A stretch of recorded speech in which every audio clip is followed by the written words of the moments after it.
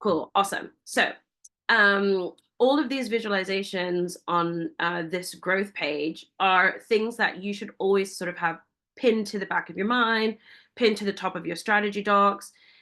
They will eventually become the backdrop of the data points that help you understand the health of your business. So looking at the sales funnel, you might start tracking how many inquiries you link up to at the interest stage. Oh, I want to have at least 10 active conversations of people who are interested in me. And then that moves into people who are actually saying, we want to move this to the next stage. Let's do another proposal walkthrough. Let's do another demo, whatever it is. You might say, okay, then I want to make sure I always have 5 people, at that desire stage. And then action is where it's turning into money. So on any given month, quarter, year, you might say, I really want there to be X number of decision makers that have taken that action and given me budget.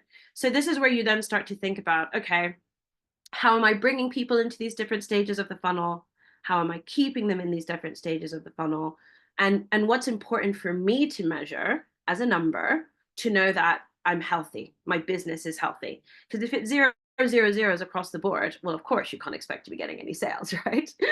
But even if it's ones across the board, that probably isn't enough. So for you to have that check-in every 2 months, every quarter, whatever is a sustainable cadence for you, is a nice little kick up the bum to go, oof, gosh, do you know what? It's been a while since I've had any new conversations sparked up. Let me be courageous and slide into some DMs. Or let me be courageous and pick up some old conversations.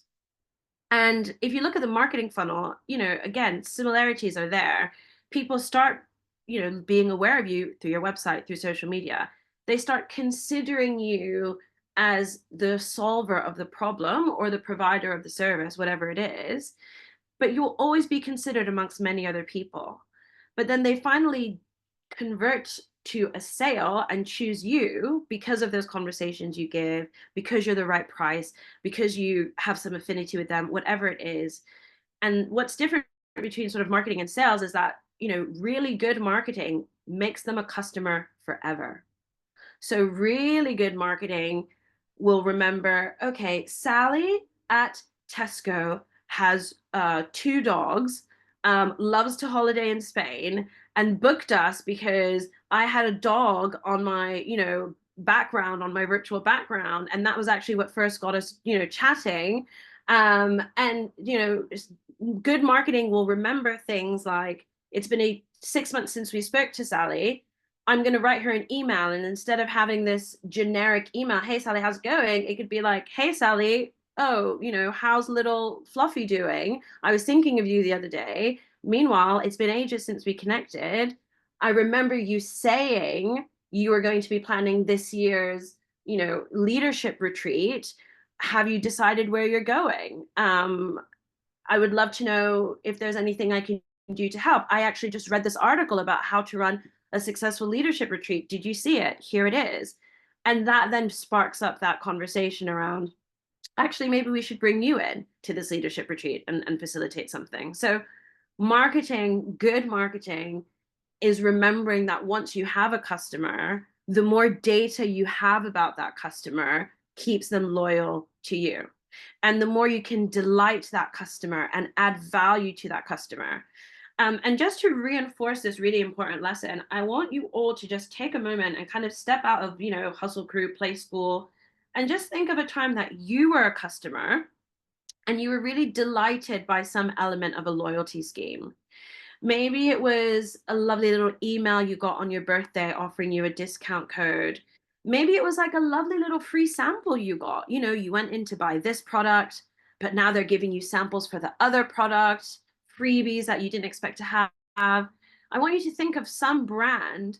Maybe it was a travel experience. You got an upgrade on a flight, whatever it is. I want you to think of some surprising, delightful thing that someone did to you that went over and beyond what you were expecting, that made you go, I'm going to pick them again next time I do this, next time I have to buy this, next time I shop there. Now, I completely appreciate that it's hard to do those magic moments of delight when you are a really small business. I'm not out here like sprinkling glitter dust into like tiny little presents and mailing them to my clients or anything like that. Trust me, okay? But if I had time to focus on a particular strategy now, that would be something that I would really prioritize for me and my team. How can we make all those people who have already invested in us, have already given us money, know that they mean a lot to us and we are willing to go over and beyond for them, even if it's like free consulting time because they don't have a budget yet, even if it's, you know, continuing to invite them to our webinars, even though we haven't worked with them for 2 years, knowing that we still see them and we value them. That is the key. So a little bit of homework for you. It's not the official homework on this document, but something I want you to take away, not just for Playschool, but into the future, is what am I doing to keep my customers loyal through delight, you know, through that magic.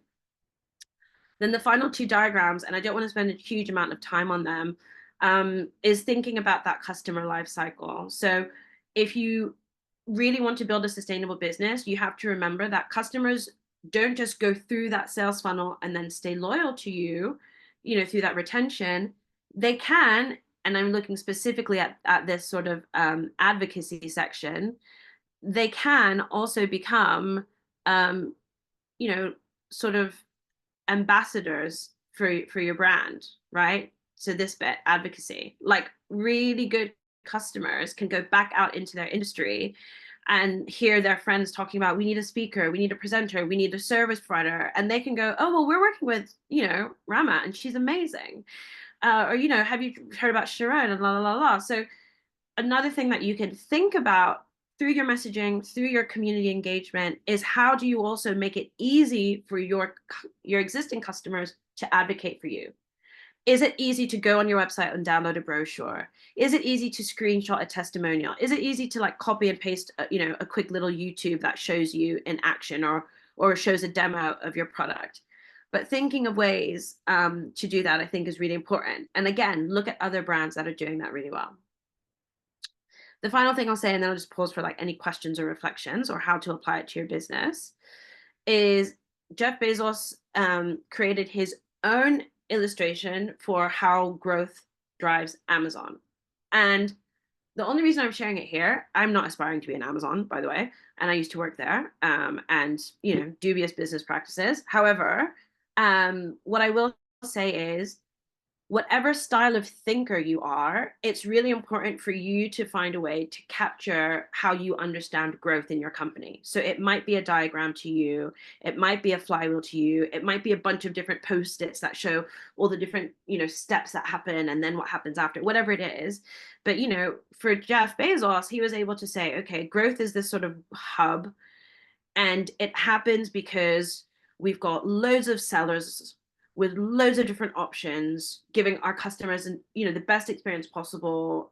And because we're also bringing customers here, you know, for that, there's no one else that can drive, you know, that much traffic to their site because they have that many options and that many from that many businesses at these really, really low prices, not just for the product, but for the delivery.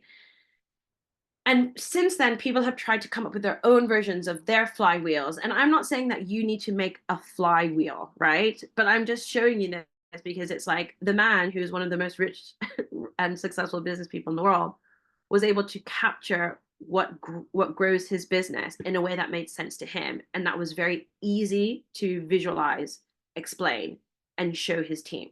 He's like, these are the things that matter. When we are lost, when we are struggling, we will just analyze every element of the flywheel. What's happening with selection? Is our selection dropping? Is our selection shit now? Do people have better selection with us? What's happening with customer experience? Are we still on top of the data? Are our customers satisfied? Are they returning to us? What's happening with traffic? Maybe we're not doing well because traffic has dropped off. What can we do to drive more traffic to the site? Or is it our sellers? You know, are our sellers pushing us on costs? You know, do we need to review sellers? But he was able to capture those data points that help him understand the health of his business. Is it our prices? Is it our cost structures? And he was able to turn it into a visualization. Now, I am not a spreadsheets person. I use them. I love them. They save me time. But I'm definitely probably more of a like blank piece of paper post-its person. So whatever kind of thinker you are, get some kind of visualization of like, these are all the things that make me know I'm making money and I'm making profit. And these are the things that I will investigate, you know, the different ingredients of my business pie, when the pie's not tasting so good, when the pie's really small. so that's another thing that I'd like for you to take away. Like, what are all those different aspects and elements? It might be, maybe I need to revisit my prices, maybe I need to revisit my package, maybe I need to revisit who I'm talking to, whatever it is. So yeah, I'm just going to pause there. Thanks everyone who has done intros so far in the chat. I think we're still just missing a couple, but thank you, Rachel and Sharon, and Rama and Yaz. When you have a time, please do your intros in chat. Any questions or further clarifications on anything that I've shared so far? Okay, so let me, oh yeah, Rachel, yes. Could I quickly ask, I don't fully get, I need to go probably away and think a bit more about the flywheel. Sure. Could you give me an example, like, for instance, Hustle Crew, what would that be for you, just so I can kind of understand it a bit better? Yeah, of course. So I have tried to do my flywheel lots of times, and it's quite hard, I'll be honest. Like, I don't necessarily think I've got it right. But I think what drives growth for me is employees that value inclusion because probably they're facing cultural issues. So employees who value, yeah, so employees facing cultural issues. For me, there's more of like a kind of like urgency need. And then there's like, so that would be like the next thing in my file would be like an urgent or current business goal where they can basically then get the buy-in to address that cultural challenge or that need. Then like maybe where it was traffic for Jeff Bezos, it would be like budget for me. So it has to be a company that's currently spending on their employees. And then probably the last thing in that flywheel would be something around like aligned gatekeepers or sponsors. So I've got people who are facing that cultural challenge because they're the ones that sort of get me in the door. Then there's like, as I said, a wider business goal or current business goal that attaches to that allows us to put that conversation on the table. There's budget that's going to allow it to be a realistic partnership. Otherwise, there's no point in it for me. And there's someone with access to that budget who can give us the green light. So my job is to make sure that I am presenting a business that appeals to all of those groups. I can spark up conversations with people who are facing cultural challenges. I can identify businesses that value this work, or at least it's relevant for their work. Let's say ethics and AI, an AI company. I can use my research or my branding to, I can either use my research to find companies that have money, or I can use my branding to indicate that we don't do this work for free. And then finally, I can make sure that throughout the sales process, I'm given those gatekeepers whatever data points, information, validity, credibility that they need to direct their limited budget towards me with confidence. Does that make sense? Is that helpful? Yeah, that's really helpful. Thank you. Cool. And like I said, the flywheel might not be your your journey. I definitely feel I'm more of a like life cycle person, funnel person that kind of like keeps me going. I really like thinking of, are there enough conversations at every stage of the funnel? But flywheel is another way to look at problems when you're stuck, when you're like, oh, I'm still not quite getting the right deals I want or enough of the right deals I want. A flywheel is a nice thing to investigate. Which aspect of this can I put a bit more energy into or experiment and adapt to? Any other questions or reflections on that? Cool. So the next bit is about sales, and I'm gonna like whip through the sales stuff quite quickly just so that I can create a bit of space for more specific questions about middle of the funnel and negotiation, because I actually think that's where people struggle a lot, and that's where I really want to try and deliver as much value to you. But please don't feel like you won't have an opportunity to revisit anything that I'm explaining. We have our one-to-ones, we have the questions doc. So if anything feels a bit like, oh, I'm not quite sure I got that, let me know in the chat. I can unpack it a bit more, or let me know offline and we'll go through it together. So we've looked at the sales funnel. We've like quite literally, looked at a version of it here. And literally what I'm doing now is just going to like talk you through the kind of numbers you could be plugging into something like that. So this is the company that I would love to be. I'm not, but imagine you're making 1.2 million a year and you're making roughly 100K a year. selling training packages to businesses, right? For simplicity, this is what Hustle Crew does. You will have to very quickly understand who are the different types of companies I sell to and what is the amount that they spend. And I've put three very basic examples here. A startup might decide they want to train their hiring managers. It will take no more than 3 months for us to decide how we will work together, if we will work together, because they're a small company. They don't need to onboard me and all these complicated things. And maybe they'll spend 5,000 to 10,000 pounds. Oops. A slightly larger corporate, a company that's been around 20, 40 years, who knows, they might have more decision makers. So even after they, go down the funnel, they're aware of me, they're interested in me, they definitely want to work with me, the price is right, the values are aligned. There are a lot of approvers in the chain, that need to sign it off. So it's maybe going to take 6 to 12 months to close. But when we do close, they're going to spend a lot more money with us. And then finally, you have an enterprise client. That's like, British Gas or like NHS or the government.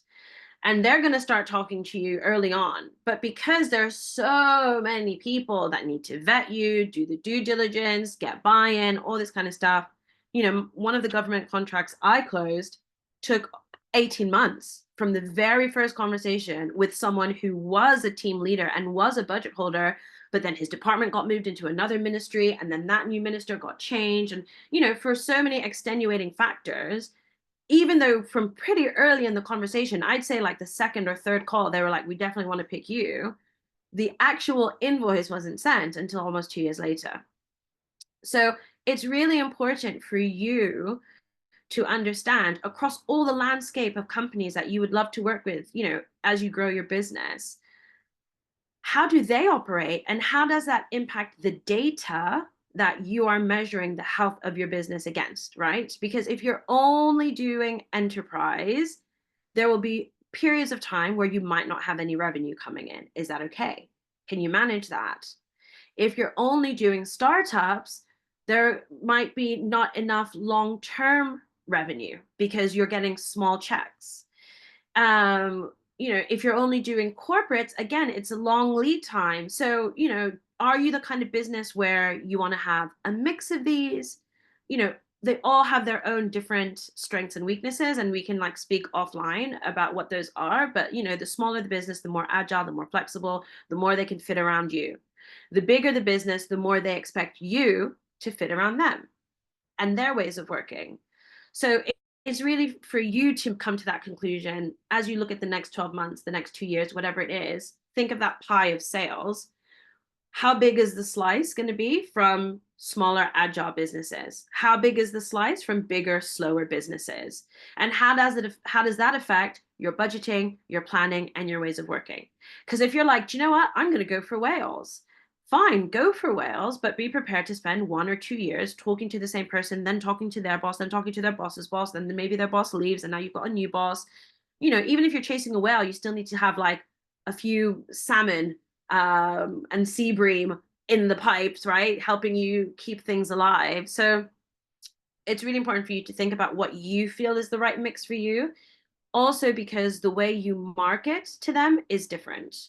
It doesn't have to be radically different, but if we go back to our diagrams, what will make, a startup interested in you and want to work with you isn't necessarily the same as enterprise, right? What OpenAI wants isn't the same as what Sainsbury's wants right now, let's say. And similarly, when it comes to things like, converting them, like what is the data that's really going to make them go from we're thinking about you to we definitely want to work with you?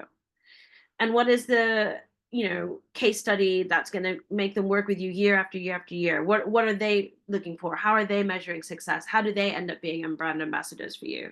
So again, it's not for me to overwhelm you and say, you need to have a clear strategy for every single type of persona. It's more to say, if you are doing a one size fits all approach, because you are a small team, as am I, it's just about remembering not everything you throw out is going to stick to every kind of person you're reaching out to. And that's fine. So the approach I use at Hustle Crew is I'm definitely doing a one size fits all approach, but every now and then I will do something that's targeted at leaders of startups, even if that's just one of the 4 or 5 webinars I do a year. And one day I'm going to do a newsletter that's aimed specifically at leaders at enterprise. You are in a big, large, slow moving organization, and it's tough and it sucks. And I see you, and here's what we think we can do to help. So I'm not saying you have to do everything for everyone all the time, but the more you can be aware, the better place you'll be. What's also really good about that is that when you start your sales conversations, you can say to them, hey, I know what it's like to work with big companies. I'm not going to make you feel bad for taking a long time. I'm not going to make you feel bad for making me have this conversation with your boss and your boss's boss. I'm comfortable and familiar with how you work. That's fine. If you're talking to a smaller business, let's say startup, charity, government, whatever it is, again, you can anticipate their needs. I understand how it's like to work with government, with local authorities. I can adapt to you. So really understanding the different profiles and the different personas is what gives you the power to show whoever is on the other side of the table that you understand them and that they belong with your business. Does that make sense? And is that helpful? It gives people a lot of comfort to know you can understand how they need to work. When I was a VP in a big global company, the big pushback I always got was the UK decides everything. The UK decides everything. We want a different supplier for the US. We want a different supplier for Asia. We want a different supplier for Scandinavia. And so I would ask my suppliers, how do you feel working with a global team? Because even if you are UK based, I need to know that you can get that engagement from stakeholders, you can involve them in the planning. And people who straight off the bat were like, yup, super confident with that. We worked with a company that had an office in China and an office in London, and we found a way to make sure everyone's voice was heard, or, whatever story they told me straight off the bat immediately de-risked them for me and made me think, okay, cool, you get it. That's great. And when I had to go to the CEO and he was like, oh, Denmark are complaining again about this coming from a UK company, I could be like, well, they've actually worked with loads of UK based international teams. They are really confident at this. And he'd be like, cool, great, let's work with them. So think about how you can jump into their shoes. Another thing that I'll ask you to think about this week, and again, we can bring this into one-on-ones, and I'm happy to review pitch decks and websites, is just making sure your prices are in line with competitors in the marketplace, enough to cover your costs and give you a healthy margin, and also are justifiable, right? So as an example, if you want to do a training on imposter syndrome, you can do a free one online. You can show up to a webinar that will charge you anything from, I don't know, 20 to £100, let's say, dollars-ish, whatever, give or take. You can invest hundreds in a half-day workshop, or even go up to the thousands for like a few sessions of one-to-one coaching. Neither is wrong, neither is right. Each of them are a different experience that can justify their price based on the value that you deliver. So I really believe with pricing, whatever you believe covers your costs and gives you a healthy margin can be justified as long as you have that story to tell of why it's justifiable. And that is the results that you achieve, the testimonials you received, the immeasurable things from feel good factor to blah, blah, blah, blah, blah. And again, I'm happy to talk more about this. Values-based pricing is something where, people say, my pricing is about the value I'm giving you. If I'm helping you retain staff, if I'm saving you thousands on using these tools and products, whatever it is, that's value that they are saving, real life numbers they're saving, that you can say compared to your price, it's actually quite a good deal. A lot of people also do cost-based pricing. So you say, okay, it costs $5,000 a month to keep the lights on in this business after I've paid for the website, paid for staff, blah, blah, blah, blah. So I need to make at least, 10 or 12,000 a month to have a healthy profit and cover my taxes. So really important that you actually do this exercise of understanding what your prices are and how you justify them. And I know this is so obvious, but I'm just saying it anyway. Keep a close eye on your profit and loss statement. And, even like service providers, websites, data servers, all these things, they're tweaking their prices all the time. Some of the subscriptions you bought a year ago could be higher. So make sure, especially in this economy, you are really keeping a close eye to the numbers. So this section really is just about, like, again, visualizing that pipeline. I'm not going to spend too much time on it. But one of the things I want you to be really mindful of is how many clients you need in your pipeline to hit your revenue target this year. And that's very much based on your conversion rate. So, in software as a service, conversion rate tends to be 10%. So if they want to close 10 new customers, if my app wants to get 10 new customers this week, I need to make sure, my sales team are speaking to 100 potential customers this week. Because of the 100 potential customers that we're pitching to, we're following up with, only 10 of them are going to buy the app or invest in the subscription for the app. There were times with Hustle Crew where our conversion was about 60%, 50 or 60%. Now our conversion is like around 20%. So that's put the onus on me to, like, generate more leads at the top of the funnel to keep my revenue stable. So a lot of you might be doing inbound in ways to create an inbound pipeline. So that's what I do at Hustle Crew. I spark conversations by getting people to, like, come to me. And they come to me through the newsletters, and then they'll reply to them, engage with them through the webinars, or I'll go speak at an event or at a podcast, and they'll follow up. Hey, I heard you on this podcast. I really like what you said. Would you come to my company? Or they see my content on Instagram, LinkedIn. I'm sure some of you have seen my stuff there. Others will do outbound. And outbound is, it's cold. It's not easy. Sometimes outbound is warm because you've met them before, but usually it's cold.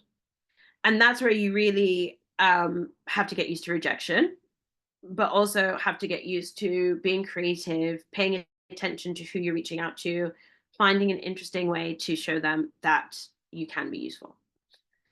One of the things that I really thought would be good for you all to read, and I will actually link to it, is an essay by Paul Graham, the founder of Y Combinator, called Do Things That Don't Scale.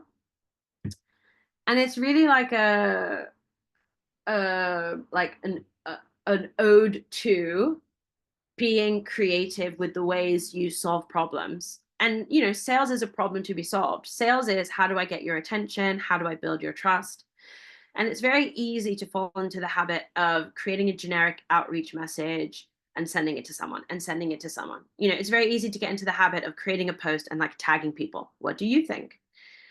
But if you were willing to do something that didn't scale, you might spend 15 minutes looking at the department head of a company's social media page, then looking at his company's news page, then looking at the company's LinkedIn page. You might really pretend to be a private investigator and try to build a profile about this person, what their company's up to, why it's important for them to talk to you right now.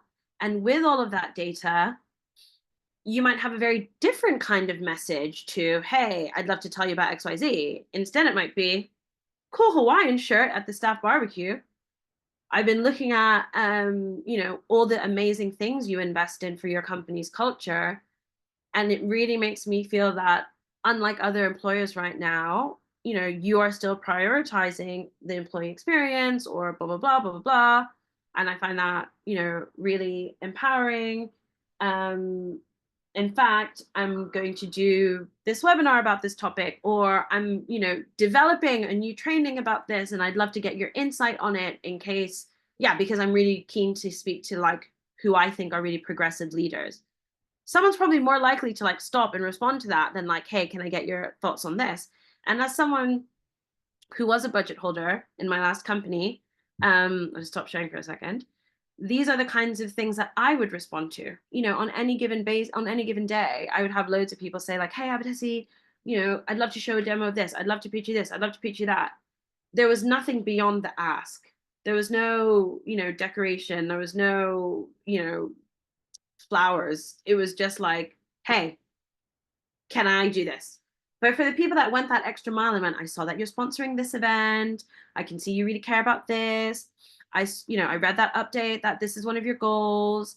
I wondered if, you might be up for hearing more about why. Then I'd be like, oh, okay, wow. So actually they've really done their research. And if they've been willing to do their research, it probably is a good match or it is a good fit. I might as well see where that first call goes.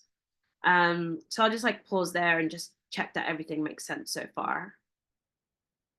Okay, cool. Awesome.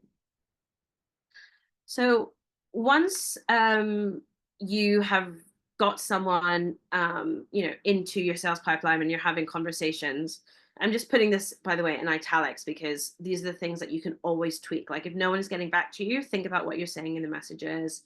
If no one's getting back to you, think about what you're saying in the calls and meetings. And when I say think about it, I mean try something else, try something different.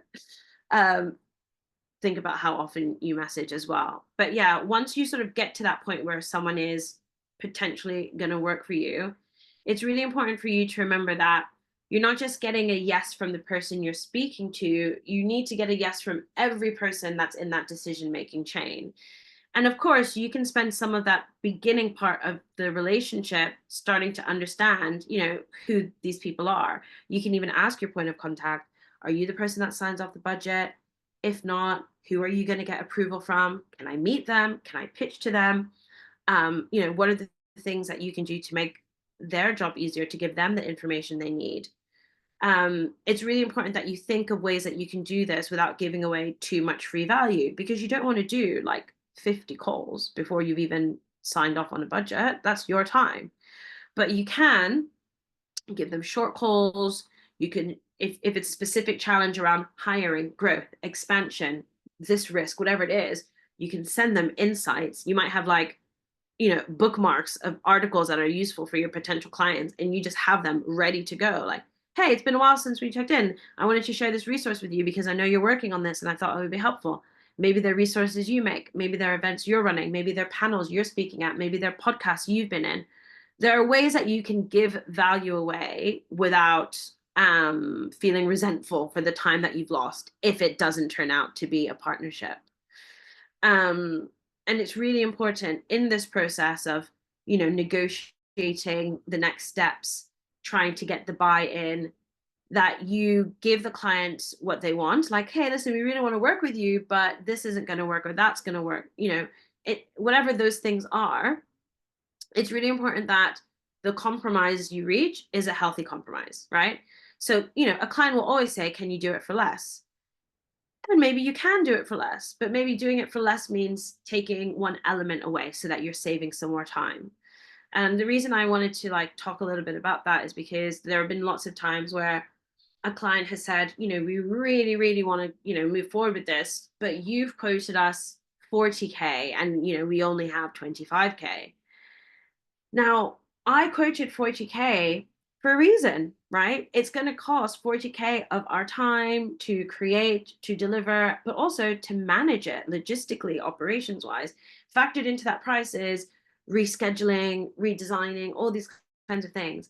When they say we want to do it, but for, almost half of that, it's actually like unsustainable for me to deliver the same thing at that low price, because the cost will be realized somewhere. It will either come out of my team doing overtime, my team, or my profits going down because I'm subsidizing the client.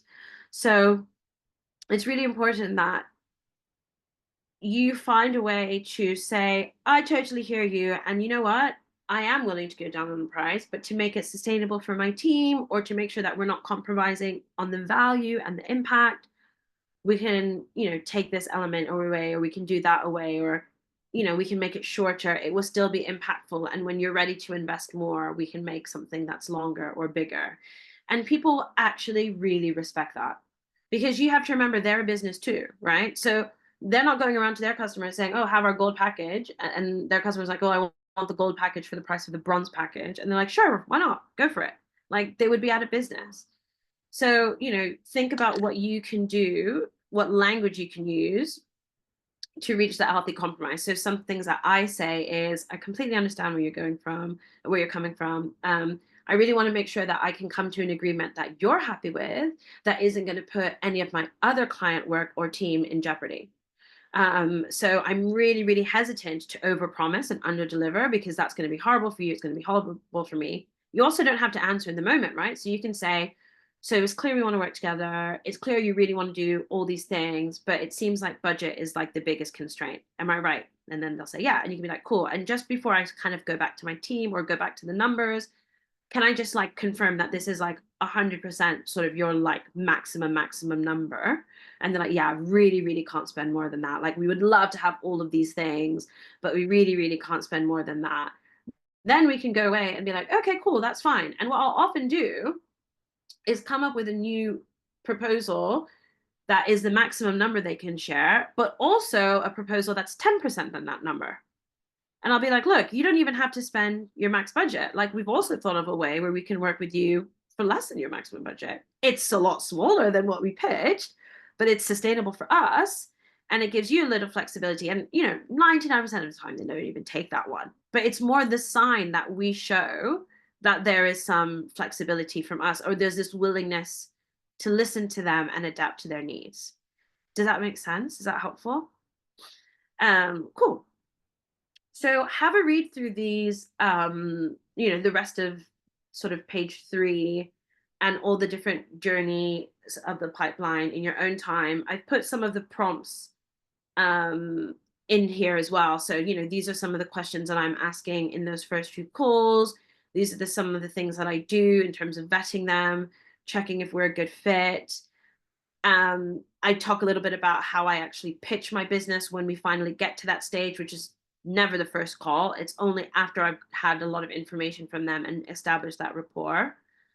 One thing I will say before I move on to like middle of the funnel and stuff is, when you are finally pitching your business, I think it's really important to not mention price until the end. And I've been on so many calls where people are like, how much? But how much? But how much? And I'm like, we'll get to that. We'll get to that. We'll get to that. We'll get to that. And the reason why it's so important for you to get to that is like, there's a reason why. I don't know if there are any fiction readers in the room, any fiction readers, but there's a reason why, if you love a novel, you don't just open the cover and then go to the last page, right? You read the last page of a book with no context, there's no emotion there. There's no meaning. You're just like, okay, what? Okay, what is that? But when you go from chapter 1, where you're like, okay, this is interesting, to chapter 2, you're like, okay, to chapter 12, where you're like, oh my God, these people are like my family now. Then you read the last page, you're teary-eyed, you're heartbroken, you can't believe you're going to leave them. It's a completely different experience, right? It's still the same page. It's still the same words. It's still that same, black and white. But what's different? The context, right? And the same thing happens with price. If I jump on a call and I'm like, okay, Rachel, how much? And you just go, and I'm like, just tell me the number, just tell me the number. You might be like, 10 grand. And I'd be like, 10 grand, nope, too expensive. Someone already quoted me 1K, boom, gone, right? But if you go, oh, yes, pricing, absolutely. Let me just tell you a little bit about how the process works first, because, clients love when they can understand what actually goes on behind the scenes. Cool. Right. And let me just tell you a little bit about how we actually like select who these brilliant facilitators are, because it's so important for you to know, who's going to show up and who's going to take your team on this journey. And as this is happening, they're now getting bought into your approach, your methodology, your rationale. Then you can even start weaving in, oh, and in fact, when we last spoke, you were saying blah, blah, blah, blah. I actually worked with someone last year that was in that exact same position, and they said this and they said that. And they're like, oh, wow, okay, cool. That's good to know. Boom, boom, boom. Now, finally, you're like, okay, and just so you know, we've got 3 different options here. If you don't want that really special package, we can do it for, 5 grand. If you want a little bit more bells and whistles, we can do it for, 8. But what I think would work really well for your team, it is a bigger investment, but it's honestly the most popular one we have. That one's going to be 10 grand. They'll be like, cool, yeah, what's next? Where do we go? I'm ready to sign. So I really just want to encourage you, even if you're being pushed, even if you're, being rushed, don't just say the price before you've set the context. It's so, so, so important to say, it's like fast forwarding to the ending of a movie and expecting someone to like rate it highly. Like, you just can't do that. Cool. So the middle of the sales funnel can often be the hardest part of the sales journey to crack. And again, totally happy to spend some time in one-on-ones going through this. But this is where you've done the proposal, you've done the price, everyone's like, yeah, we want to work for you and we want to work with you and we're happy with how much it costs. But basically, it's kind of like moved on into the pipeline of that company's decision-making process. So now it's stuck in accounting or it's stuck with whoever. And this is really hard because you need a middle of the funnel strategy where people remember that you're there, remember that you're valuable, but also where you don't become annoying and also where you don't become exhausted, right? Just following up. And what works for you won't necessarily work for me. What works for me won't necessarily work for you. But this is a really good part of the business where you can really experiment with different things. Like, should I have a LinkedIn newsletter? Should I do, a monthly update on LinkedIn where I just say what I'm working on? Or should I share articles that are really interesting? Should I go on that podcast, pitch myself to that podcast and then blast it out to everyone on my contacts? Like, just thought you'd like to know, or like, should I go to that conference? Whatever it is, like, you can get really experimental there. And I think it's important for you to maybe look at your competitors and see what they're doing to just, keep attention on them. And also, again, go back to that thing of like doing things that don't scale. So, I don't think it's stalkerish to follow all the companies that you work with and want to work for. I don't think it's stalkerish to subscribe to their email newsletters, subscribe to their jobs boards, follow your potential contacts, follow their bosses, because this gives you talking points. Something that I do a lot with Hustle Crew is I offer to share jobs in my network for free if it's someone who's like directly in the team of someone who I know will give me budget or like partner with me, because it doesn't cost a lot for me to do that, but it's quite meaningful for them.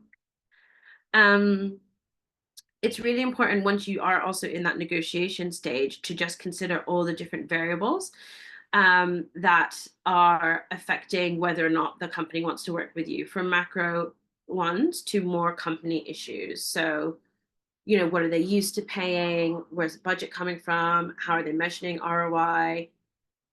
If you're feeling really frustrated about a current ongoing conversation, this is a nice little checklist for you to go through and go, do I know all of these things? Do I understand all of these things? And which of these things can I influence or control?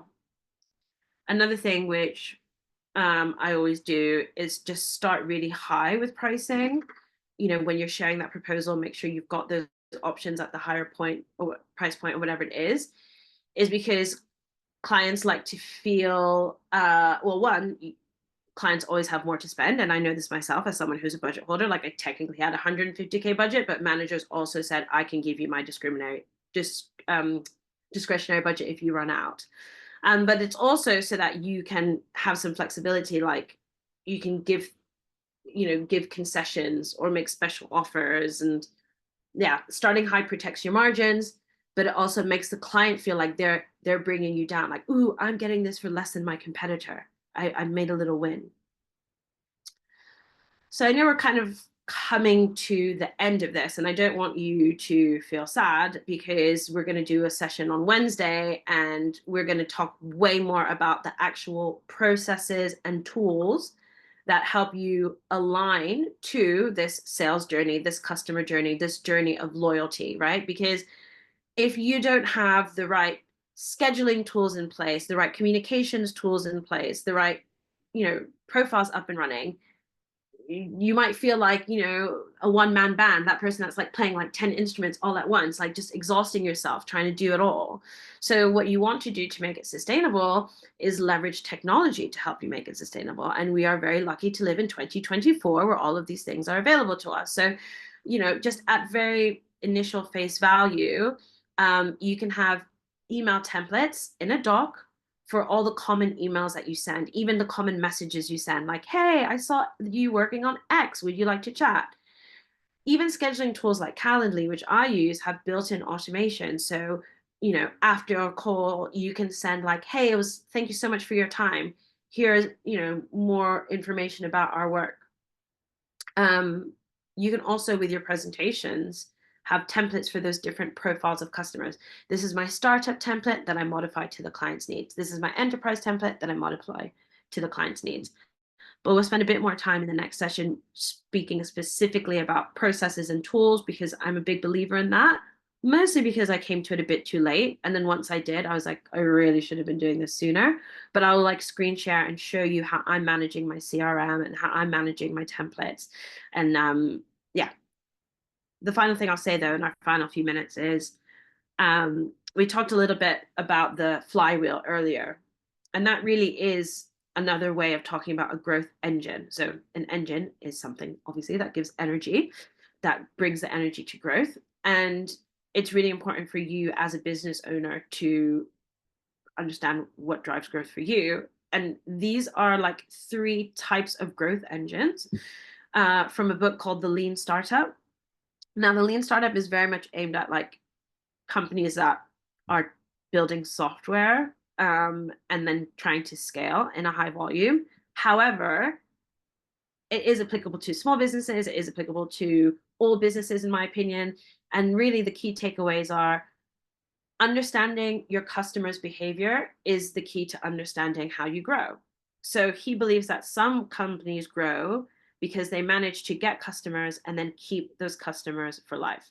So I don't know, for older people, that might have been something like Marks and Spencer's. Like, oh, I've been shopping at Marks and Spencer's since I was, a little girl. Like, you can always trust Marks and Spencer's for quality, or like Waitrose or something like that. Like, once a Waitrose shopper, never anywhere else.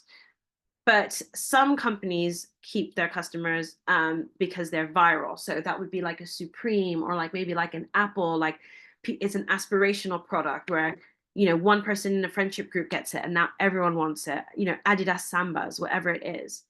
Other companies just rely on paid growth. So if there is an influencer that's always cropping up on your Instagram with a sponsored post, sign up to my course, sign up to this, they have a paid growth engine. The minute they stop spending money on ads, they stop getting the signups. So, for us, the kind of businesses we're running, we're probably going to aim more to build a sticky business, which is why that loyalty point is really important and that retention point is really important. But it's still always helpful to look at other types of businesses and see what you can learn from them and what you can copy from them. So I'll just tell you a little bit about homework. And since we're coming to the final few minutes, if you do have burning questions or thoughts, please pop them into the doc or pop them into the chat now. But what I want you to do for homework, and remember, this is your investment and your time, right? You take from the homework what is most valuable for you, and we can also do it together. And also, if you don't get to do it, don't punish yourself, please. Like, these are just things that I want you to do at some point in the not too distant future. Audit your sales journey. Are your existing approaches and processes aligned with your goals, right? So ask yourself, what's working well? What could be working better? What do you wish you knew more about? What do you wish you were better at? Based on your sales journey and customer life cycle, what are the data points that show the health of your business? Are you measuring them? Are you tracking them? How often are you checking them? This is an exercise that I actually do every quarter, and if not every quarter, certainly every half year. And I actually do it in a document not too dissimilar to this. I open it up and I call it growth, and I go through everything. And it's like writing myself a school report. And then the next thing, and I would really, if you're stuck for what to do in your one-to-one with me, suggest this: designing the perfect journey. And like I said, I'm going to talk about this more in the next masterclass. But for me, the perfect journey is like from beginning to end to repeat business. What is the ultimate elite, first class, premium, wonderful, wonderful, chef's kiss customer experience that you would love to deliver for that dream customer that comes back to you again and again and again? If you are not stressed, if you're not short on time, if you're not short on resources, realistically, obviously, what would you love to give them and deliver? Because I think it's a really lovely visualization that helps us focus on what we need to bring at every stage. So yeah, that's kind of it actually for today's masterclass. I'm just going to stop the recording and I will, yeah, stop.